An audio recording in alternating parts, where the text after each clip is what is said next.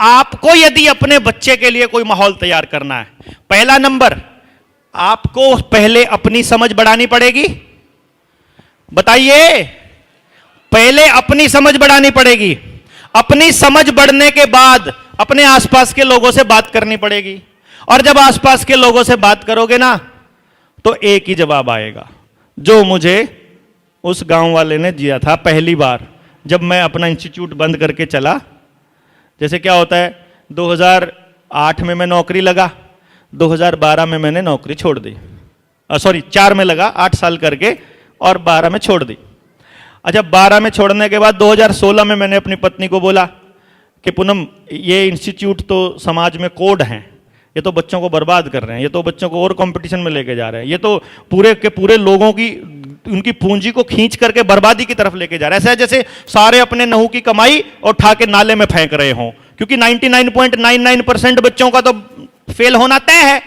तो मैंने कहा ये इंस्टीट्यूट तो बर्बाद करेंगे, आज जाके गांव वालों को समझाएंगे और बात करेंगे। बोली अब नया दौरा पड़ गया तेरे को, पहले नौकरी छोड़ने का दौरा पड़ा था, अब गांव को समझाने का। अब मुझे बोलती कोई सुनेगा? मेरा एक ही जवाब था, और आज भी मेरा यही जवाब होता है जब भी वो मुझसे पूछती है कि क्या नतीजा रहा।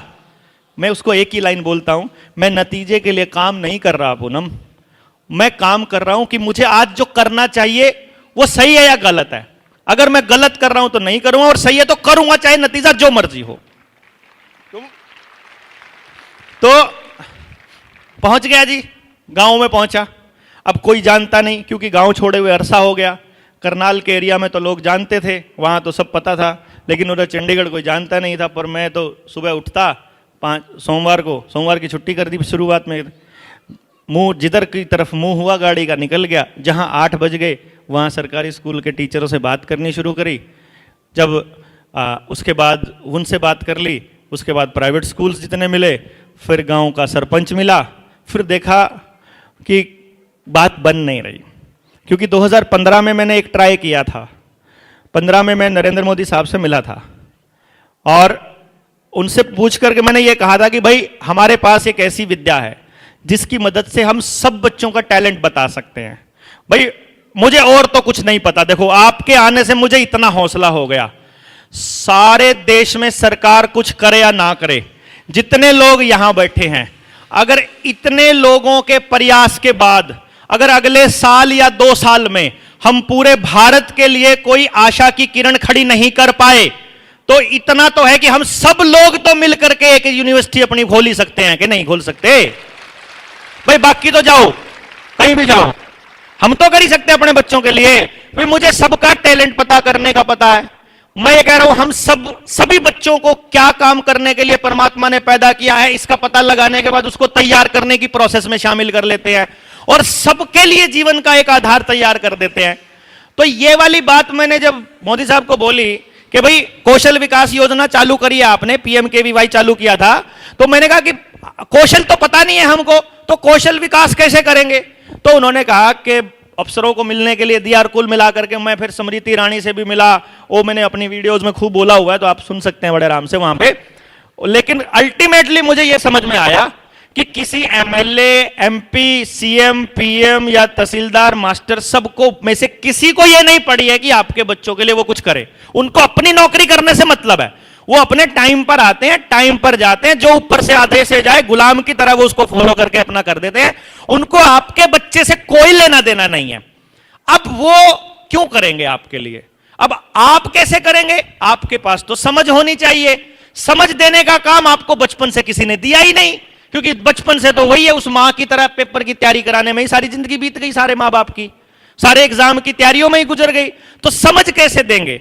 स्वस्थ कैसे रहना इसकी समझ, गांव में कैसे आचरण करना इसकी समझ, कोई गलत चीज हो रही है उसका विरोध कैसे करना उसकी समझ, कोई चीज टूट गई है घर में उसकी समझ, उसको ठीक करने की समझ, रिश्ते टूट रहे हैं उसकी समझ, जीवन में कोई चीज गलत आ जाए, फेलियर आ जाए, अगर हम फेल हो जाए उसकी समझ।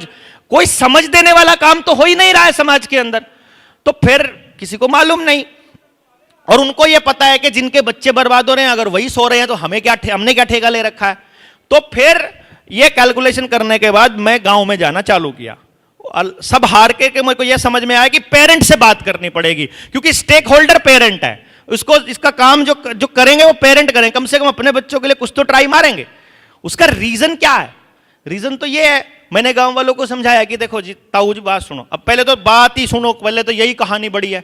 आज तो आप लोग अपना पैसा खर्च करके यहां तक पहुंच गए। पहले दिन तो मैं जब गाड़ी उठा के निकला, गांव में कोई बात करने को बंदा ना मिले, तो जहां चौपाल में ताश खेल रहे थे कुछ बूढ़े, बैठ गया जी उधर जाके। मैं कहा ताऊ बात करनी है। वो बोले क्या बात करनी भाई? मैंने कहा जी बच्चों के बारे में बात करनी, आने वाले टाइम में हमारे बच्चों के लिए बड़ा खतरा हो रहा है, उस पर चर्चा करेंगे। उसने बोला, ऐसे पत्ते बांट रहा था जब बोला था उसने, पत्ते, क्योंकि बाजी खत्म हुई तब मैंने बोलना चालू किया, तो पत्ते बांटते बांटते बोला क्या बात करनी, तो मैंने अगली बात कही, तब तक उसके पत्ते बंट चुके थे ऐसे ऐसे करके। हाँ बोल भाई, मार के पत्ता बोल भाई। तो मैंने कहा जी थोड़ा सा एक बाजी खत्म कर लो, उसके बाद कर लेते हैं। अब बाजी खत्म, बोला ये तो लेट होएगी खत्म। मैं कहा कोई बात नहीं, मैं खड़ा हूं। एक हो गई, दूसरी हो गई, तीसरी, उसने देखा कि ये बेशरम जाएगा नहीं यहां से, तो जब बाजी खत्म हुई तो वो पत्ते नपेट समेट के मुझे बोला हाँ बता, अब बता। ले, सारे घूम के मेरी तरफ मुंह कर लिया। तो मैंने उनको अपनी जो बात मेरे पास थी मैंने बताया। और सबसे पहले बात करने से पहले तो उन्होंने मेरे से यही पूछा, मेरे हाथ में एक काला सा बैग था जैसा होता है अटैची टाइप का, उसमें कुछ दस्तावेज थे जो मैंने अपनी फाइंडिंग थी। मैं तो बड़ा राजी होकर जाता था ना, ये दिखाऊंगा सबूत कि देखो मैंने ऐसा ऐसा काम कर रखा है, मैं ये कर चुका हूँ, मैं तुम्हारे बच्चों के लिए ये कर दूंगा, तुम्हारे गांव के लिए ये कर दूंगा। मैं तो पूरा खुश होकर जाता था कि कोई भी माँ बाप जो है ना वो नहीं करेगा। और बैग को देख के सबसे पहले वही पूछता, भाई के बेचना आया? मैं कहा मैं कुछ बेचने नहीं आया हूं भाई, मैं तो बात करने आया हूं। क्या बात करने? तो फिर जब बात करने लगा और बात बताई मैंने, तो बात सुनने के बाद ऐसे बैठे बैठे, भाई छोरे बात तो तेरी पते की है, 16 अन्य सच है, पर हमारी तो कोई गराई भी नहीं सुनता, हमारी तो हमारे घर वाले भी नहीं सुनते, हम कुछ नहीं कर सकते। ओके थैंक यू, और चल भाई। फिर अगली जगह, फिर अगली बैठक में, कहीं हुक्के पर, कहीं कोई, कहीं कोई, कहीं कोई। मुझे हौसला कहां से मिला जब 3-4 राउंड हो गए। अब हर बार पूनम पूछे कुछ आई बात समझ में लोगों के? मैं कहा आ जाएगी। अब मैं उसको क्या कहूं कि सुनते ही नहीं है, पूरा दिन भौंक भौंक के आ गया मैं, कोई नहीं सुनता है, कोई सुन ही नहीं रहा। मैं कहा आ जाएगी।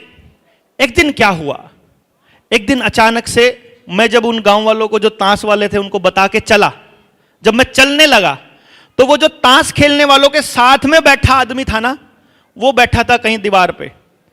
वो एक लड़का था, वो 2 लड़के उठ करके मेरे पास आए मेरे साथ जब मैं गाड़ी में बैठने लगा, और मुझे बोला बलारा जी। मैं कहा हाँ, हमें बताओ क्या था वो बात, आपकी सही लगी हमें, कैसे कर सकते हम अपने गांव के लिए? ओहो मिल गया भाई, पहला आदमी मिल गया। बैठ के चर्चा करी मैंने, तो वहां पहला आदमी मिला मुझे। वो बड़ी ऐसा लगता था जैसे बड़ी तपस्या चल रही है और परमात्मा ये देख रहा है कि देखते हैं ये आदमी कब हार मान जाएगा। बड़ी दिक्कतें आती हैं रास्ते में, कभी कुछ कभी कुछ। हमें गांव में तो प्रूव करने की पोजीशन पे आ गए थे 2020 में, और कोरोना आ गया, फिर लड़ाई चालू करी, फिर 3 साल तक भौंकते रहे, फिर उसके बाद अभी तक बोलते बोलते हम तो हटे नहीं। और हमने देखा कि ताश वालों से बात करते हुए ये दीवार पर बैठे हुए इतने सारे लोग मिल गए। तो ये समझ में आया कि प्रयास कहीं भी करोगे उसका असर ब्रह्मांड में कहीं ना कहीं हो रहा है, तो उससे ऊर्जा मिलती है, हिम्मत मिलती है कि होगा, करेंगे, जितना बनेगा उतना तो करेंगे। जरूरी थोड़ी ना है कि मंजिल तक लेके जाना है। हमें यह तय करना है कि हम किस तरफ थे, अपने बच्चों की बर्बादी करने वालों के पक्ष में खड़े थे या हम उसके लिए लड़ रहे थे। तो इसके लिए जब हम आगे बढ़ते हैं तो मालूम पड़ता है कि हां कुछ बड़ा होने वाला है, और फिर हिम्मत बढ़ती है।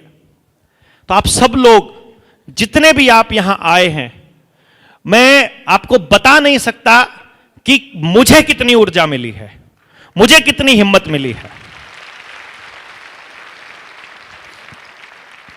जिन साथियों ने मेहनत करी थी, जो साथी चले थे जो कभी 10 साल पहले चले थे वो बीच में छूट गए, कोई 8 साल